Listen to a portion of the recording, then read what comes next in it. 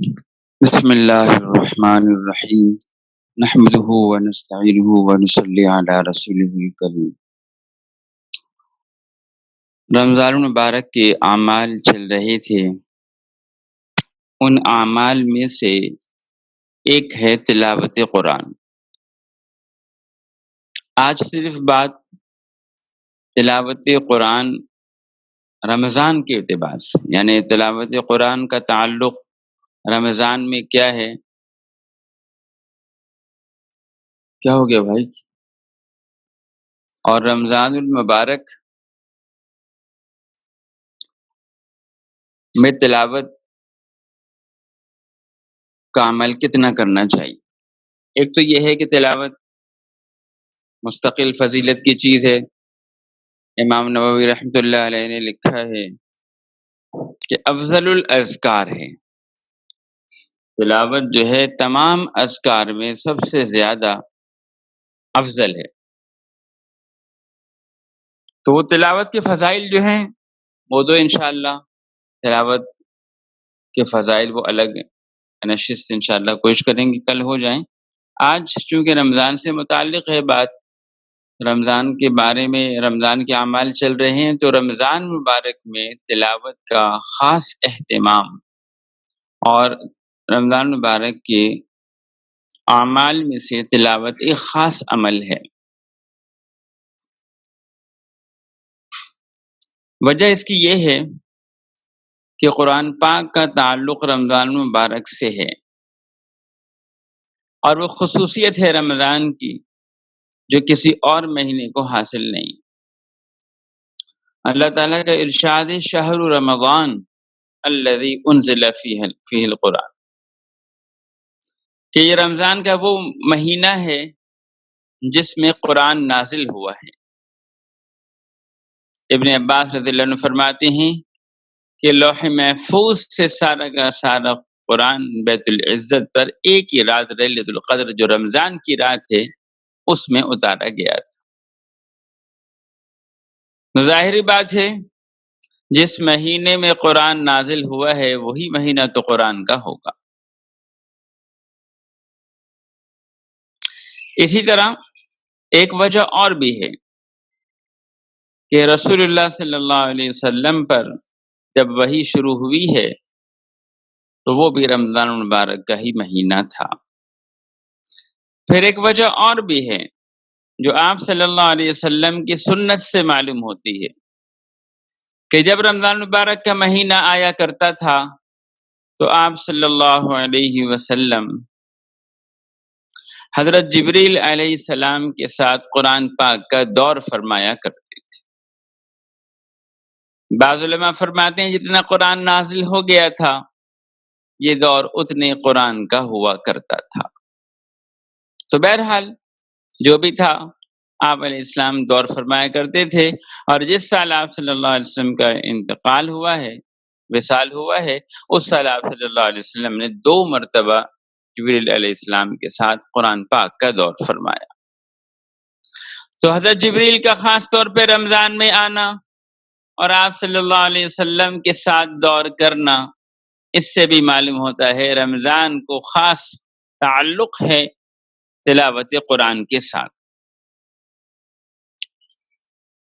پھر آپ صلی اللہ علیہ وسلم کا معمول مبارک بھی یہ تھا کہ رمضان کی راتوں میں آپ کی تلاوت کی مقدار بڑھ جایا کرتی تھی، اور لمبی لمبی رکعتوں میں آپ طویل قرأت فرمایا کرتے تھے۔ حضرت حذیفہ رضی اللہ عنہ فرماتے ہیں ایک مرتبہ رمضان کی رات میں میں رسول اللہ صلی اللہ علیہ وسلم کے ساتھ نماز پڑھنے لگا تو آپ علیہ السلام نے پہلے سورہ بقرہ ختم فرمائی، تقریباً 2.25 پارے، پھر آپ صلی اللہ علیہ وسلم نے آل عمران پڑھی، پھر آپ علیہ السلام نے سورہ نساء شروع وہ پڑھی، اور ابھی یہی پڑھی تھی کہ حضرت بلال آ گئے، صبح ہو گئی، اذان ہونی شروع ہو گئی۔ ایک روایت میں ابھی 4 رکعت ہی پڑھی تھی، یعنی پوری 4 رکعت، اور 2 رکعتوں میں پوری رات گزر گئی۔ تو آپ صلی اللہ علیہ وسلم کا بھی رمضان المبارک میں ایسا اہتمام تھا خاص طور پہ قرآن پاک کے پڑھنے کا۔ یہی حال آپ کے بعد والوں کا بھی تھا، صحابہ کا بھی تقریباً یہی حال تھا کہ رات کو خوب تلاوت فرمایا کرتے تھے۔ امام نووی رحمۃ اللہ علیہ نے لکھا ہے کہ صالحین، سلف صالحین، ان کی عادات قرآن پاک کے ختم میں مختلف ہوا کرتی تھی۔ کوئی 2 مہینے میں ختم کرتا، کوئی 1 مہینے میں ختم کرتا، اور پھر کوئی 10 دن میں، تو کوئی 7 دن میں، تو کوئی 6 دن میں، تو کوئی 3 دن میں، اور یہ ساری مقداریں رمضان میں بڑھ جایا کرتی تھی۔ چنانچہ حضرت عثمان، حضرت تمیم داری، حضرت سعید بن جبیر، یہ وہ لوگ ہیں جو تلاوت کے ایسے عشاق تھے کہ جنہوں نے 1 رکعت میں 1 قرآن پاک ختم کیا۔ آج تو ہم سوچ بھی نہیں سکتے، ہم تو اگر کوشش کریں تو رمضان مبارک میں ہی 1 ختم ہو جائے تو بہت بڑی بات ہے۔ 1 ختم ہو گیا بھائی، رمضان 30 دن میں 30 پارے ہو۔ ہماری ہمتیں پست ہیں، ہمارے قوا کمزور ہیں، ہماری طبیعتوں کی مناسبت نہیں ہے۔ جن چیزوں سے مناسبت ہوتی ہے ان کا حال کچھ اور ہوتا ہے۔ تو ان حضرات کا تلاوت کا ایسا شوق تھا۔ حضرت امام ابو حنیفہ رحمۃ اللہ علیہ کے بارے میں بھی لکھا ہے کہ قرآن پاک 1 رکعت میں ختم فرمایا۔ اسی طرح حضرت قتادہ رضی اللہ عنہ، ان کا عام معمول تو یہ تھا کہ 7 دن میں قرآن پاک ختم کیا کرتے تھے، اور جب رمضان آ جاتا تو ہر 3 دن میں 1 قرآن ختم ہوتا تھا، اور پھر جب رمضان کا بھی آخری عشرہ آ جاتا کہ رمضان کے آخری عشرے میں تو محنتیں بڑھ جایا کرتی ہیں، تو آخری عشرے میں ہر رات میں 1 قرآن پاک ختم کیا کرتے تھے۔ حضرت امام ابو حنیفہ رحمۃ اللہ علیہ کے بارے میں منقول ہے کہ رمضان مبارک میں 61 قرآن ختم کرتے تھے، 1 دن میں ختم کرتے، 1 رات میں ختم کرتے، اور 1 جو ہے وہ تراویح میں ختم کیا کرتے تھے۔ حضرت امام شافعی رحمہ اللہ کے بارے میں منقول ہے کہ 60 ختم کرتے تھے، 1 دن میں ختم کرتے، 1 رات میں ختم کرتے۔ امام زہری رحمۃ اللہ علیہ بڑے آدمی ہیں، ابن شہاب زہری بہت بڑے محدث ہیں، حدیث پڑھایا کرتے تھے۔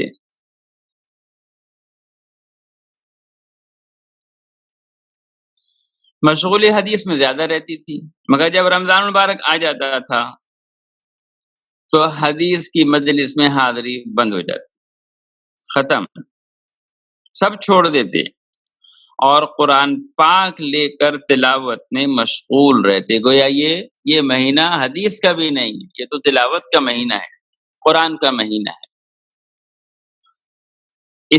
اسی طرح حضرت سفیان ثوری رحمۃ اللہ علیہ حتیٰ کہ تمام عبادات کو چھوڑ دیتے تھے اور صرف تلاوت میں مشغول، یعنی دوسری نفلی عبادات کو چھوڑ کر تلاوت میں مشغول ہوتے تھے کہ یہ مہینہ تو تلاوت کا ہے۔ حضرت مجاہد رحمہ اللہ کے بارے میں لکھا ہے مغرب اور عشاء کے درمیان میں ختم کرتے تھے۔ ان کے ہاں عشاء ذرا تاخیر سے ہوتے، ثلث اللیل، جب رات کا تہائی حصہ گزر جائے، تقریباً یوں سمجھیں 10، 10:15، 10:30 بجے، 6 بجے، 7 بجے یہ ہو رہی ہے مغرب، تو تقریباً 10:30 بجے، 10:30 سے 11 کے درمیان۔ ابھی ہمیں سمجھ نہیں آتا یہ کیسے ہوگا۔ امام نووی نے بہت سی باتیں لکھی ہیں اور بہت سے اکابر کا معمول لکھا ہے کہ وہ قرآن پاک کس طرح ختم کیا کرتے تھے۔ اور اتنی کم مقداریں بھی لکھی ہیں جو ہماری عقل سے بالا تر ہے۔ ابن القاتب الصوفی کے بارے میں لکھا ہے، رمضان المبارک میں دن میں 4 ختم کرتے تھے اور رات میں 4 ختم کرتے تھے، اور ساتھ میں یہ بھی لکھا ہے رمضان المبارک میں تلاوت کی سب سے زیادہ مقدار جو ہمیں معلوم ہوئی ہے وہ انہی ابن القاتب الصوفی کی ہے۔ یہ ان حضرات کا معمول تھا۔ یہ سنانے کا مقصد یہ نہیں ہے کہ ہم اپنے حوصلے پست کر لیں، سنانے کا مقصد یہ ہے کہ یہ بھی تو ہماری طرح کے انسان تھے، علم میں کیا تھا، آخرت کا شوق، اللہ کو راضی کرنے کا جذبہ، اعمال صالحہ کو کر کے اللہ کو خوش کرنے کا جذبہ۔ یہ جذبہ ایسی چیز ہے جو سب کچھ کرا دیتا ہے۔ ہمارے یہاں بھی ابھی حال ہی تک 15-20 پارے عورتوں کا گھر میں پڑھ لینا کوئی اجنبی بات نہیں تھی۔ ابھی اس زمانے کی بات بتاتا ہوں۔ پچھلے سال ہمارے ایک دوست ہیں، ان کی صاحبزادی نے 42 قرآن ختم کیے، یہی ابھی پچھلے سال کی بات ہے، اسی زمانے کی بچی ہے۔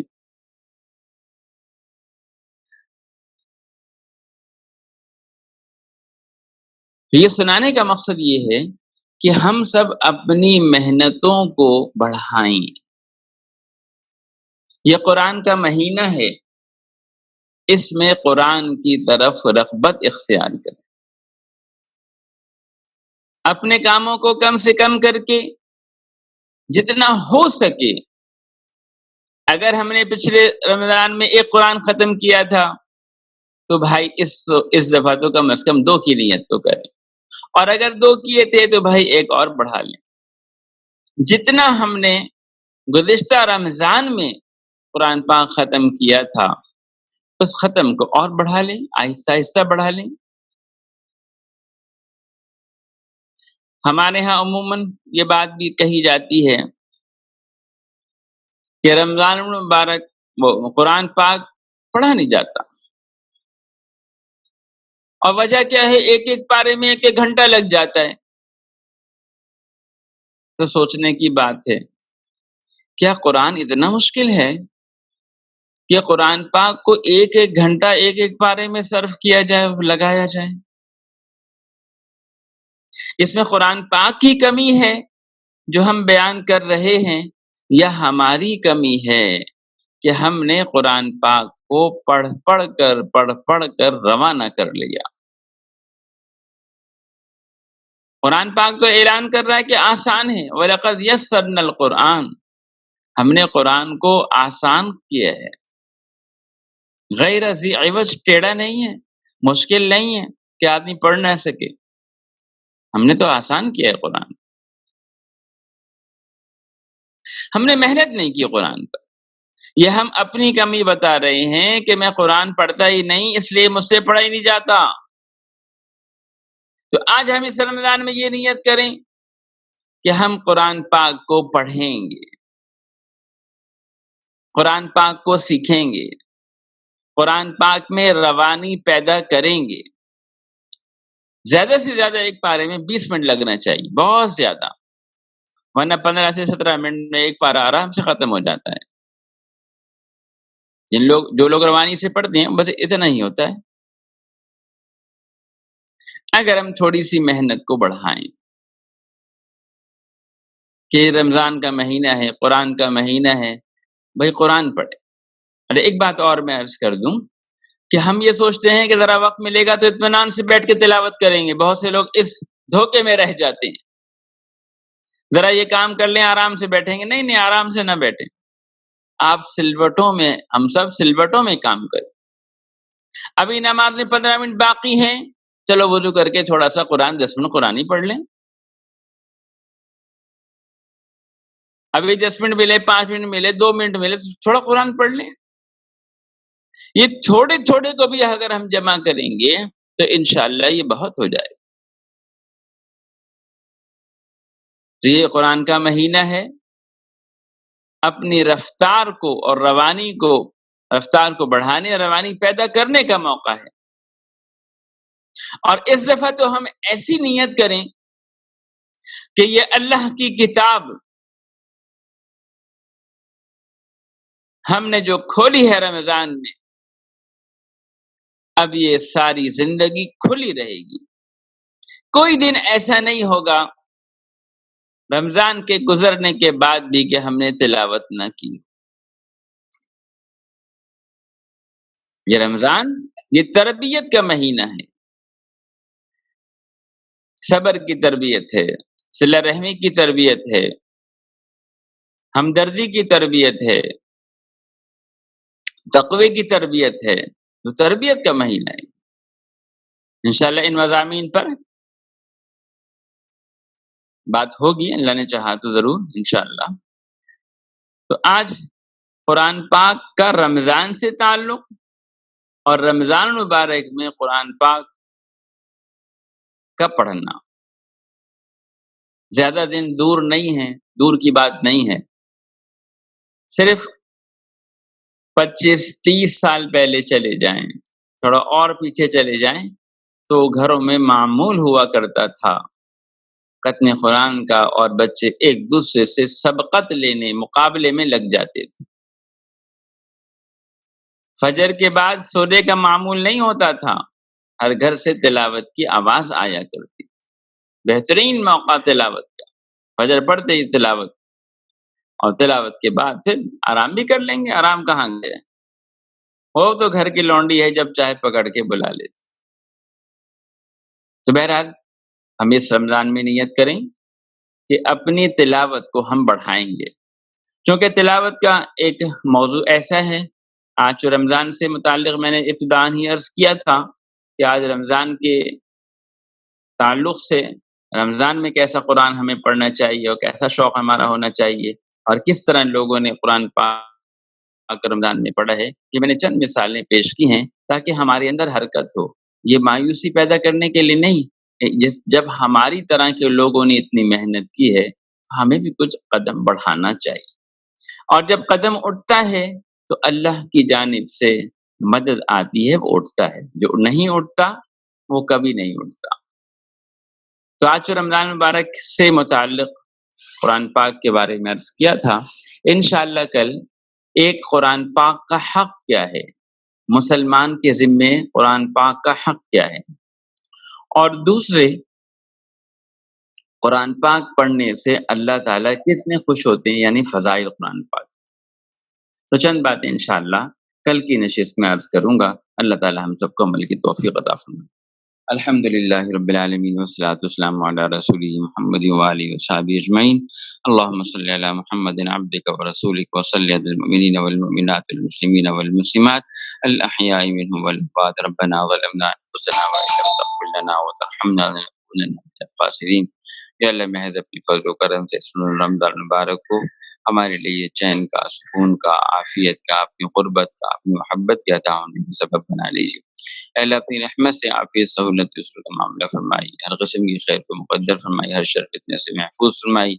اس وبا سے ہماری اور ساری کی ساری انسانیت کی یا اللہ گل و خلاصی نصیب فرمائی. یا اللہ اپنی رحمت سے عافیت نصیب فرمائی، سہولت یسر کا معاملہ فرمائی. ہمارے پیارے نبی صلی اللہ علیہ وسلم نے جو خیریں آپ سے مانگی ہم سب کو ساری امت کو عطا فرمائی. جن شرور سے پناہ چاہیے ان سے ہم کو اور ساری امت کو پناہ نصیب فرما دیجیے. محض فضل و کرم سے ہماری دعاؤں کو قبول فرما لیجیے. صلی اللہ علیہ کریم آمین برحمتک یا